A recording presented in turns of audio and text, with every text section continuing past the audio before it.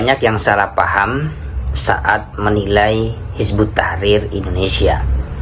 Mereka menganggap ini merupakan sebuah kelompok yang layaknya ormas-ormas biasa, memiliki cita-cita luhur, menegakkan syariat Islam, dan menegakkan kalimat Allah. Padahal Hizbut Tahrir Indonesia merupakan sebuah partai politik yang didirikan oleh Taqiyuddin An-Nabhani pada tahun 1953 di Yerusalem, dalam konteks dia secara pribadi sebagai oposisi yang anti terhadap pemerintahan. Oleh sebab itu, dari ada sampai detik ini, narasi yang digelontorkan oleh kelompok Hizbut Tahrir baik dalam konteks dunia maupun Indonesia adalah narasi-narasi anti pemerintahan, yang itu dalam konteks Indonesia bertujuan mendirikan sebuah sistem politik yang anti terhadap sistem demokrasi. Dari sini kita bisa mengambil kesimpulan bahwa sebenarnya mereka ini adalah memiliki tujuan politik praktis, yaitu mendirikan negara khilafah. Ini lebih tepat disebut sebagai sebuah partai politik dengan menjadikan Islam sebagai justifikasi atau legitimasi terhadap gerakannya. Itu pertama. Kedua, banyak orang ya, khususnya di perkotaan yang minim terhadap wawasan keagamaan menganggap bahwa doktrin-doktrin Hizbut Tahrir Indonesia itu sangat Islami, sangat Qurani, atau sangat religius. Seakan-akan mereka itu memperjuangkan langsung sesuatu yang dari langit. Seakan-akan mereka ingin menegakkan perintah Tuhan langsung. Jadi mereka menggambarkan seakan-akan mereka adalah juru bicara langit, atau juru bicara Quran, atau juru bicara sunnah. Padahal apa yang mereka perjuangkan itu merupakan interpretasi dari sekumpulan apa yang mereka ketahui, kemudian mereka rumuskan, mereka tuliskan, mereka konsepkan. Itu yang mereka perjuangkan. Artinya tidak ada bedanya. Ingat bahwa sistem pemerintahan dan apapun hukum yang ada di jagat raya ini semuanya terfokus pada kehendak politik manusia. Drivernya siapa? Bukan kehendak politik Tuhan. Jadi HTI sama saja kayak parpol-parpol yang lain, cuma dia gengsi saja untuk mendaftar sebagai partai politik seperti partai-partai yang ada lainnya di Indonesia. Kita masih ingat juga bahwa begitu parahnya orang menganggap Hizbut Tahrir sebagai kelompok yang anti terhadap kekerasan.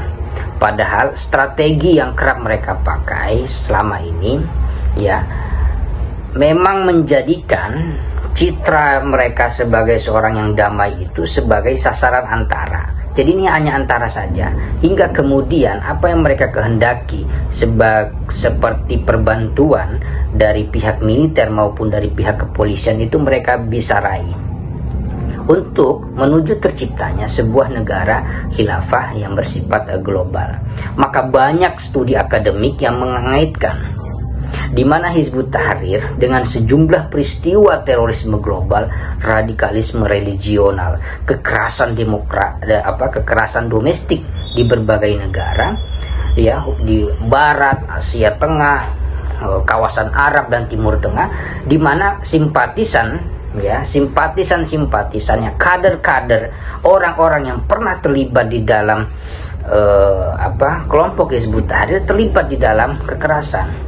Banyak dalam studi-studi akademik ya yang mengulas terkait dengan kekerasan dan ekstremisme yang dilakukan oleh para kader maupun simpatisan Hizbut Tahrir di sejumlah negara. Misalnya ada beberapa contoh studi akademik ya, seperti Daniel Ruder ya, dia menulis sebuah buku terkait dengan Hizbut Tahrir. Kemudian juga Franco Burgio, kemudian Zeino Baran ya, dan lain sebagainya. Itu adalah orang-orang yang meliput sejumlah keterlibatan kader maupun simpatisan Hizbut Tahrir di dalam praktek-praktek kekerasan. Baran misalnya, peneliti dari Hudson Institute ya, terlibatan sejumlah para aktivis, kader maupun simpatisan Hizbut Tahrir di dalam aksi-aksi terorisme maupun radikalisme di berbagai negara. Dalam konteks Indonesia pun sama. Banyak puluhan kader-kader yang pernah bersemayam di dalam Hizbut Tahrir kemudian terlibat di dalam gerakan teroris. Yang paling fenomenal adalah seorang yang bernama Bahru Naim misalnya. Itu orang yang pernah bersemayam di dalam tubuh Hizbut Tahrir Indonesia. Oleh karena itu, ada satu alasan mengapa kita kemudian harus melakukan pencegahan terhadap gerakan yang dilakukan Hizbut Tahrir, karena dalam konteks Indonesia banyak orang yang kemudian terkelabui hingga menganggap bahwa Hizbut Tahrir anti terhadap kekerasan. Tapi pada faktanya Hizbut Tahrir telah melakukan yang namanya kekerasan kultural. Apa bentuknya?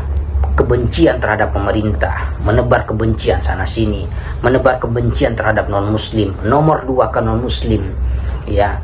Dan orang yang tidak setuju terhadap pemikiran dia dianggap sebagai seorang yang anti terhadap syariat, anti terhadap agama dan sebagainya. Itu merupakan kekerasan kultural. Kedua, kekerasan struktural, di mana mereka melakukan upaya-upaya perlawanan terhadap wacana yang dikeluarkan oleh pemerintahan. Mulai dari tatanan doktrin, wacana, sampai konsep hingga kebijakan, itu mereka tentang semuanya. Yang baik kekerasan kultural maupun struktural itu sangat membahayakan persatuan, kebinekaan, dan keberlangsungan hidup bangsa dan negara Indonesia kita tercinta ini. Oleh karena itu, jangan mudah terkelabui, tetap tegak lurus di dalam upaya pembumian Pancasila sebagai garda, sebagai antivirus terhadap wacana-wacana yang terus digelontorkan oleh kelompok Hizbut Tahrir Indonesia. Semoga ada guna dan manfaatnya.